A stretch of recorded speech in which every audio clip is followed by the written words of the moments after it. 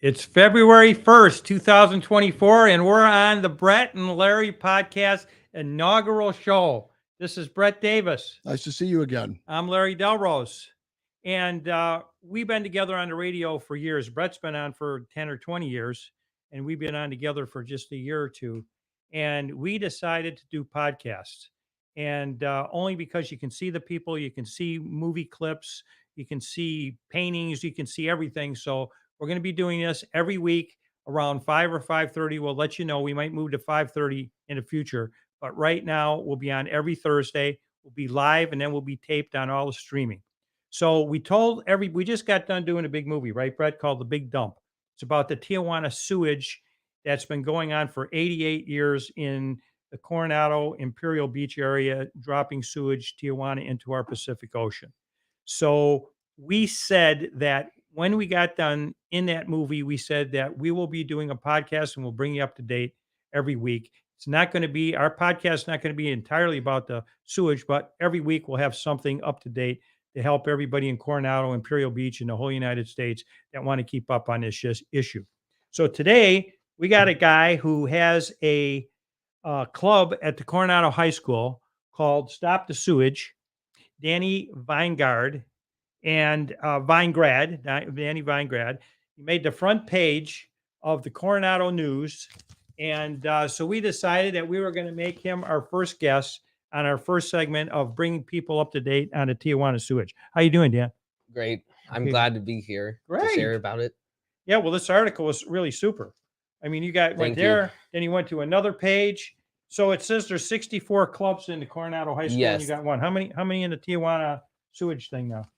They're just one specifically for the Tijuana sewage crisis, but there are a lot of environmental clubs that work together. How many kids in the sewage Tijuana thing? About 30. Wow. They It all came to fluctu- our movie. How many came to our movie? I'd say like 5 or 6. It was That's right good. when we started. Nice. Okay, so it's grown. You know, it'd be nice if you want. I mean, of course, it's on social media. You guys could watch it on YouTube now. Yeah. But I mean, it would be nice for you guys to view it. We're trying to get it into a theater because I think it's more cinematic that way. You know, it just seems more like you're there. Yeah. It's a little bit different on the iPhone. So we are on YouTube now. The movie that The Big Dump, our Pacific Ocean in Crisis, is on YouTube streaming through the whole world. You know that, right? Mhm. So we made a lot of news around, and the reason we decided to do it, Brett, myself, and Sarah. Hi, Sarah. Sarah's our producer, and she makes the whole show go. She's the Wizard of Oz. Yeah, she is. She's behind the curtain. Yeah. Is this on regular Facebook right now? If people have questions? So anyway, it's on YouTube for the world to see. And the reason we decided to do that, we wanted to do some more festivals, right? Yeah. And we wanted to do PBS, which we still might do in that. Well, actually, we Well- submitted to PBS yesterday. Yeah. Oh, good. Yeah. So it was submitted to PBS. We're waiting to hear back from them, and it was also submitted to, was it the Emmys? Oh, yeah. The Emmys. Okay. So the Emmys on. So we've got there. The next thing is to take it to the schools, Yeah. which was on our checklist, right? Yeah. And try to get it to the biggest school district in California, which is Chula Vista Elementary and Chula Vista Schools. But the reason we put it up is Scott Peters, our congressman, which we went and showed the movie with privately. Great guy. He's doing great work on the sewage thing. His right hand lady, Marianne, they're doing wonderful work. And this is not a political issue, folks. This is no Democrat, Republican thing. Anyway, he went to Washington, D.C. with John Duncan, our councilman, and Richard Bailey, our mayor. They were knocking on doors, trying to get another $310 million, which will bring you up to date here real quick. And nobody even knew what they were talking about. So Brett, Sarah, and myself had a meeting. We said, we have to put this movie up for the whole world to see. Now they can use it as a tool. When they were there, they could have just said, go see that movie on YouTube. But now we can do that. So that's one thing that we're doing. But just to bring everybody up to date real quick, then we're going to have you talk.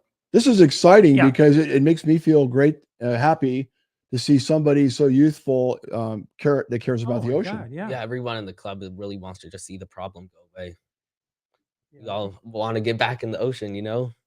Do you have fear going in the ocean? Yeah, I don't don't go want in to the go in ocean? sewage. Well, you're very wise because some people don't care. They go in the ocean anyway.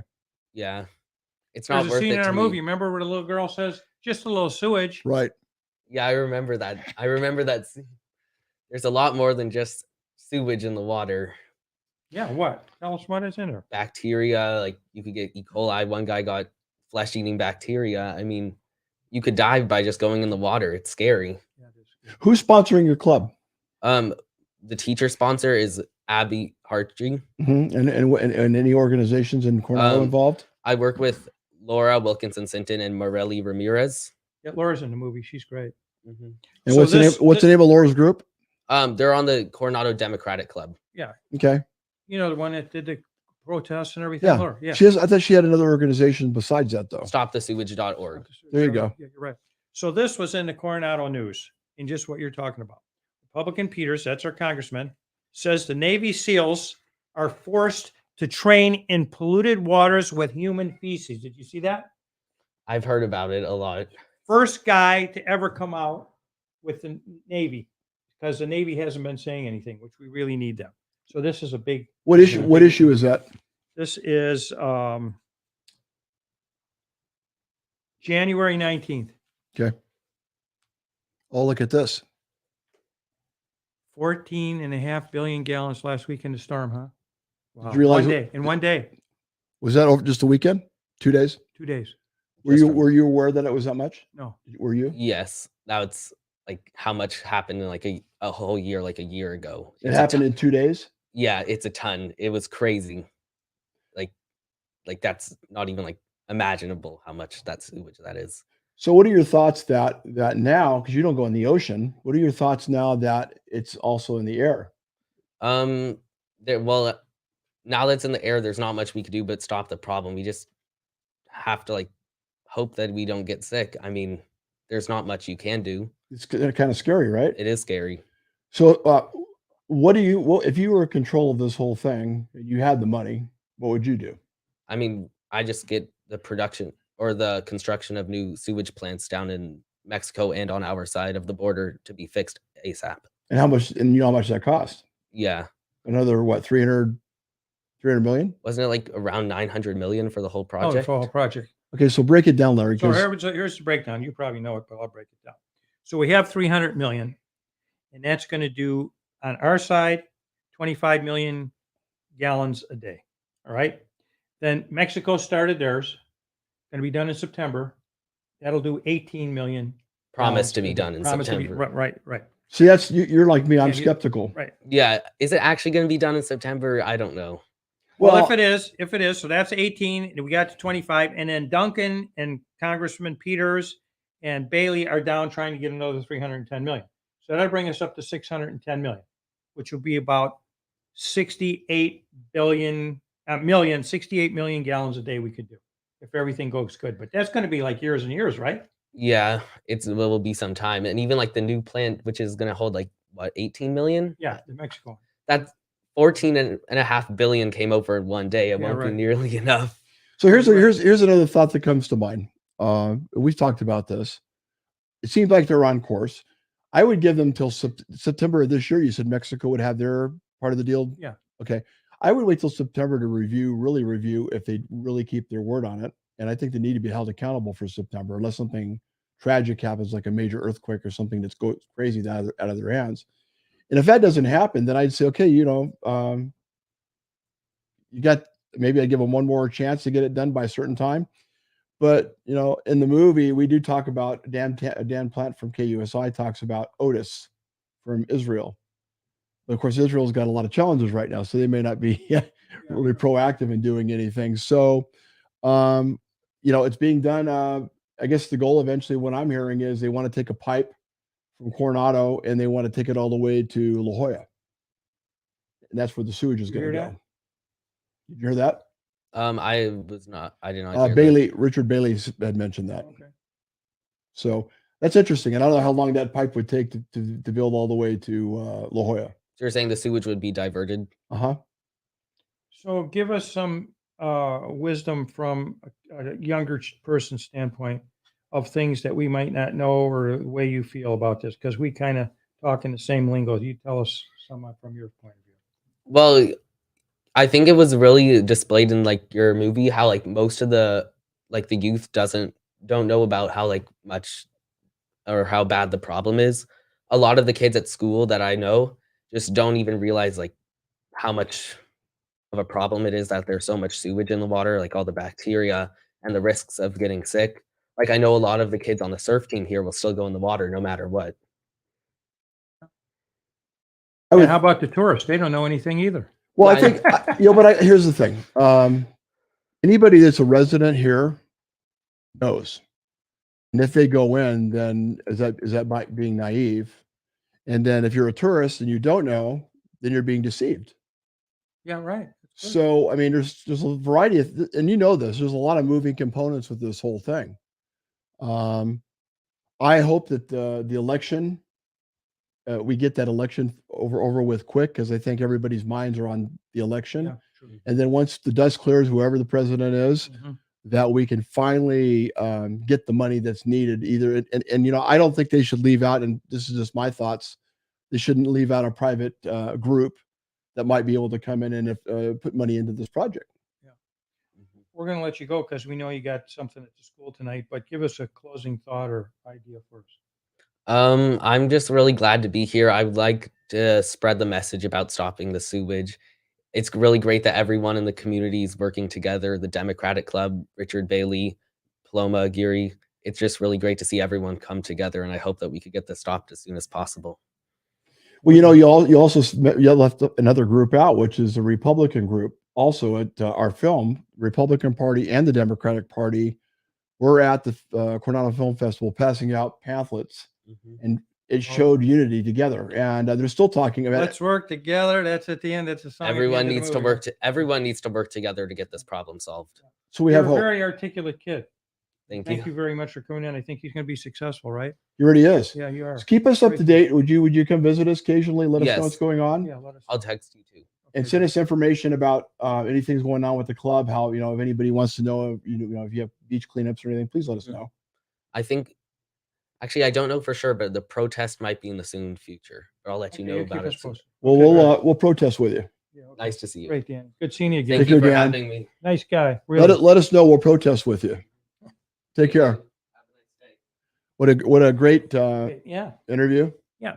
So we don't want to spend too much time on the sewage every week, folks, because we got a lot of stuff to cover. But that was our first one, and we'll keep you up to date. And we're going to have other guests too. Now on our radio show, we've had a lot of guests, right, over the years. We have Pablo, who's an old friend of mine. Pablo, it's great to see that you're watching. If you have any questions, please let us know. Oh, great. Hi, Pablo. And we had Jerry Mathers, Leave It to Beaver. That was great, right? Yep. Mark Grant. We might have these people back now since we're doing the podcast. Donna Capone Burns. I met her last night. Yeah, you met her last night. So last night, Brett and myself went to the Dolly Sinatra Lodge in Palm Springs, and we honored Celebration of Life to a great man called Jack Brennan, who we had on the show and interviewed, right? Right. Brett? Yep. And he was President Nixon's chief of staff. And he was also played by Kevin Bacon in a movie called Frost Nixon. hmm And last night was just unbelievable. We honored a great man, a great Marine. He was a Marine, a great person, a great father, a great grandfather. I mean, it was really something. So we made 4 emotions happen in 90 minutes. We started with sadness when we honored Jack. So every year, Jack would send me a ornament from the White House, because of course he was in the White House with other presidents actually too, besides Nixon. So he's sending this ornament every year, and I have a whole bunch of them, and it's one of my memories of Jack. And after we got done honoring Jack, well, which we had music, and when they played "It's Time to Say Goodbye," that was really sad, wasn't it, by Bocelli? It was, and we have another person who's just saying hello, Dave Hunt, who's watching. Hey, Dave. Great. Nice to hear from Dave, and also Les. Oh, Les. So Les would like to say hello. Thank you, you both, for participating in our first inaugural show. Yes, definitely. So after that, we had a music show. I sang a few songs and 3 other singers. And then, folks, we had the best comedian. Here's how I introduced him, right? I said, here's my favorite comedians. The ones that are dead is Rodney Dangerfield and George Carlin, which I think Brett Those are likes the too. 2 of my favorites. Then the ones that are alive, number 4, Jerry Seinfeld, for me now. Number 3, Ray Romano. Number 2, Sebastian Maniscalco. Number 1, the guy we had last night, Scott Wood, Mr. Punchline. He is unbelievable. Honest to God, folks, people were slamming the tables and rolling. I mean, they had tears in their eyes, right, Brad? Absolutely. It was unbelievable. So if you ever get a chance, he lives up in around Riverside, but he comes and plays San Diego all the time. If you ever see Scott Wood, Mr. Punchline, he's the guy you got to see. He's well worth it. And then last night I had out, since we were in Palm Springs, I brought some old buttons that I had. So here's what I got. I got Sonny Bono for mayor. This is Sonny Bono for mayor button. And then here was Sonny Bono for Congress button. And then Sonny Bono for Senate. So we had all kinds of nostalgia last night. We did. Donna Capone was there in the Hall of Fame of Golf, which you got to meet. No, there were so many nice people at the event, and I look forward to going, and I had even a better time, even though it was a sad situation. But it was nice to see so many nice people that showed up to support Jack. Yeah, it was great. Melina Lowe also says hi. Oh, Melina Lowe. Remember her? We met her. I know Melina. Yeah. Hi, Melina. She's watching right now. So, okay, so we got some movie tips for you. Brett and I went to see The Iron Claw. Was that a great movie? Is that even out still? Is it Yeah, going? I don't know, but It's probably- it'll be on streaming soon. Oh yeah. So to go Tell ahead. them about The Iron Claw. So the main actor was what was Guy it? from The Bear. It was Zac Efron. Efron, who was in the movie, and the guy from The Bear. Was he the father? No, he played one of his sons. One of the sons. Okay. Anyway, it's a true story based on a father and his sons who were wrestlers. Yeah, fabulous. Probably during the 70s, I would think. And it's not just about wrestling. It's a story about this family, right? Oh my God. Well, you know, the thing is, you think wrestling, and everybody's not everybody that likes wrestling is going to like the movie, but it's the humanistic side of the struggles that family goes through. Yeah. And we're not going to give you the rundown because we don't want to ruin the movie. No spoilers. No. But if it doesn't win some awards, I think we're going to be surprised. Then I'm on the Screen Actors Guild and I vote for the Screen Actor Awards. So I seen Naiad, which is another true story about this Diana Naiad who swims from Cuba to Florida at 65 years old. Took her like 54 hours, like 2 nights, 2 days. Really good movie. In fact, it's Annette Bening, who's married to Warren Beatty. Right. And she got nominated for awards, and so did Jodie Foster. They both got nominated. And also, I seen this American Fiction, really good movie.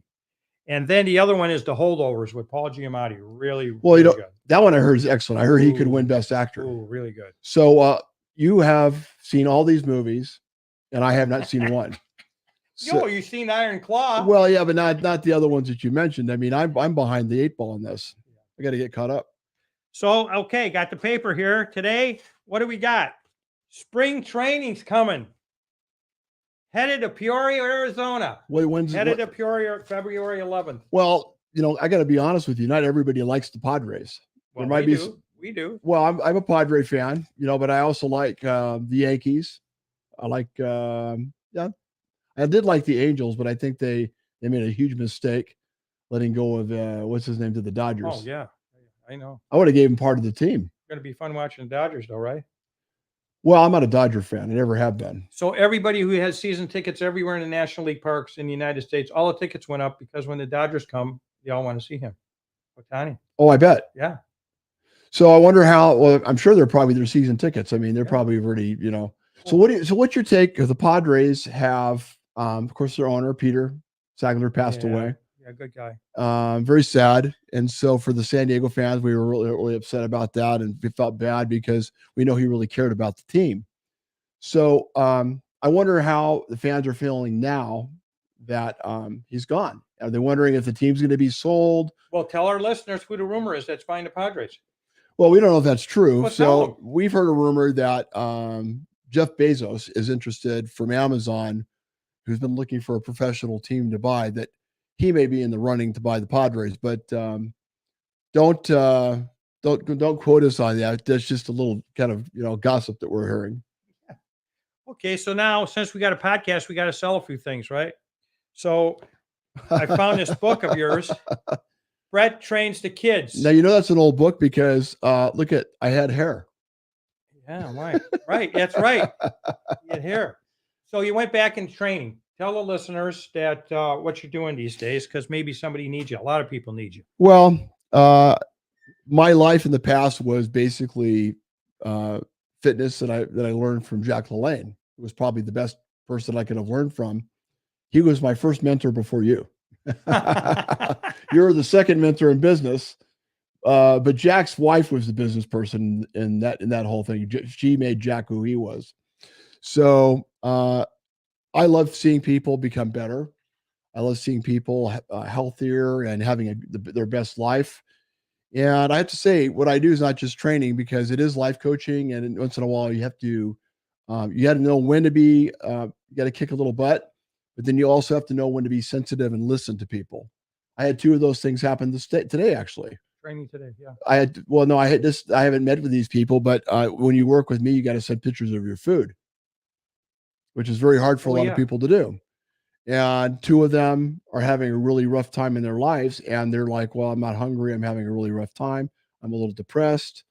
And I'm like, I'm sorry, but let's talk about this. Give me a call. So you have to do things like that sometimes to get people on track, because it's not so much what you're eating, it's what's eating you. Yeah, right.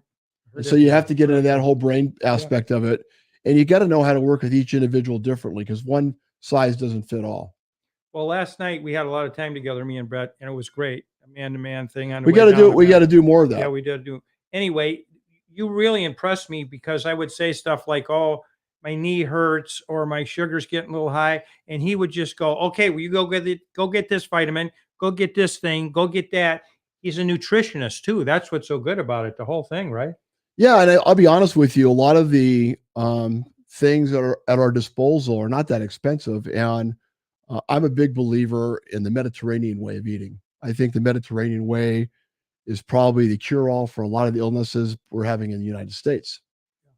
It's very well thought out, because you're Mediterranean. Yeah. Oh, yeah. And I think it honestly, between the whole, fish and vegetables and fruits and seeds and nuts and the olive oil and things like that, I think that's probably a little red wine once in a while. Oh, yeah. I think if people live that way with less processed foods, we wouldn't see such an increase in diabetes, and we would have probably less brain fog, and we probably our notches around our waist would probably come off a little bit more. Yeah. But I think we both agree that happiness and having a good outlook on life and trying to be upbeat will win it all out, right? Well, now that sounds like a segue for your book. Yeah. Okay. All right. Yeah. So we got Directions to a Happy Life. If you need a good book to read, you can get it on Amazon. It's really an interesting book, and there's like 250 topics in here, and different people on the back say stuff like he explains things like Yogi Berra in this book, and I like reading this stuff. Like, reminds me of growing up and different thing. One guy says, read this book, you won't have to go to a psychiatrist. So anyway, it's a fun book. It's an excellent book, and my wife has a copy, Sarah, and of course I do, and it's great because you don't have to stick to the page by page thing. You could just one day pick the book up, open it up to an area, and right there you're taking to something that maybe fits what's going on for the day. So how did the training people, if they want to help with you for a month or two or whatever, how do they get a hold of you? Well, I mean, I think, is that information that we put that on the Sarah's going to put it up right now. Okay, good. It's very easy. I think it's brettdavis2020@yahoo.com. Okay. And one more thing before we leave is, real quickly, that we're going all over the world, so everybody's not interested in this, but they are interested in part of it. You're in an election on March 5th. Just tell us real quick what that's about. So I'm running for the Republican Central Committee for District 1. We have about 72,000 people in that area. And I grew up in that area. I've been there almost 60 years. So I know the area like the back of my hand. I know the people. I know where everybody's at. I know what's going on. And that job to me that position is more of a human resource type thing, meaning that I want to work with a team of 9, if I'm elected, to find the best candidates that are workable across the aisles, because we need workability. And but we also have to look at what the people's needs are. I mean, a lot of people are very simple. They want to have no potholes in their roads.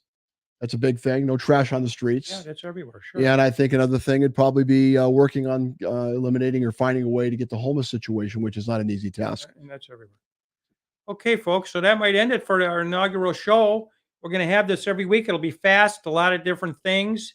And I want Brett always on the radio show would say something great like "be kind" or "love," or why don't you give him a good send off, Brett?